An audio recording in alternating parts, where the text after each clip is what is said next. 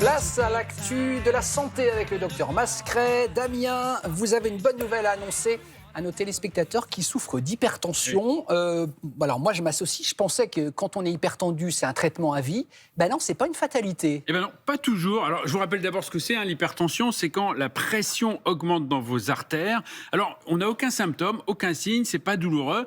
Mais évidemment, quand on prend la tension, avec l'automesure, les appareils d'automesure ou chez son médecin, on s'aperçoit que le chiffre est au-dessus de 140 ou 14 si c'est en centimètres. Et ça veut dire qu'on commence l'hypertension. On commence même quand c'est au-dessus de 13, si on a en plus des facteurs de risque de sévérité. Et bien là, ça veut dire que c'est l'hypertension. Et ben non, dans 5 à 10% des cas, ça n'est pas à vie. Il y a des causes curables d'hypertension.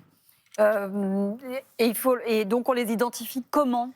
Eh ben, quand vous allez chez votre médecin, il s'aperçoit que c'est trop élevé, il va probablement vous faire un enregistrement par MAPA, c'est ce qu'on appelle une mesure ambulatoire de la pression artérielle. Et ça veut dire quoi ? Eh ben, ça veut dire qu'il va ensuite vous faire un bilan si le chiffre est élevé, parce que s'il y a une cause curable, par exemple une artère rénale qui est rétrécie, ça augmente la pression artérielle, mais il suffit de la dilater, c'est ce qu'on appelle l'angioplastie, on dilate l'artère rénale et ça lève l'hypertension. Donc vous voyez que c'est très important de pouvoir repérer ces causes, parce que ça vous évite un traitement à vie.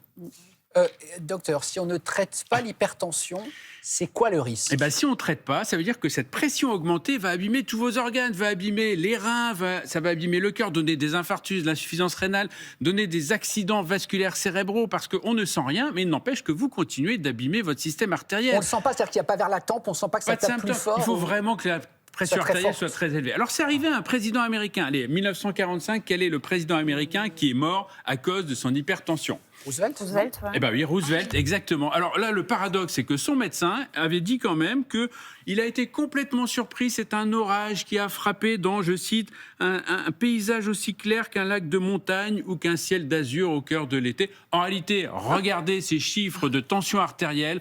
En 37, lors de sa réélection, il avait déjà 16. Je regarde que le premier chiffre. Il avait déjà 16. En 41, 19. En 44, il avait 26. Et le jour où il a fait son hémorragie cérébrale mortelle, eh ben, sa tension, elle était quand même à 30. Donc, c'est pas étonnant que ça ait pété et que l'artère, effectivement, dans le cerveau, se soit rompue. Évidemment, quand on a de l'hypertension, il faut la traiter. Une personne sur deux hypertendue, eh bien, ne le sait pas. Et parmi les hypertendus qui le savent, il n'y a qu'une personne sur 5 qui a correctement pris son traitement pour baisser sa tension. C'est vraiment très important de se traiter. Mais oui, c'est quoi ? C'est de la négligence de s'oublier ? Ou alors comme c'est silencieux ? Pas de symptômes, pas de symptômes. Quand on n'a pas de symptômes, on hésite à prendre son traitement. C'est une erreur. Merci, docteur.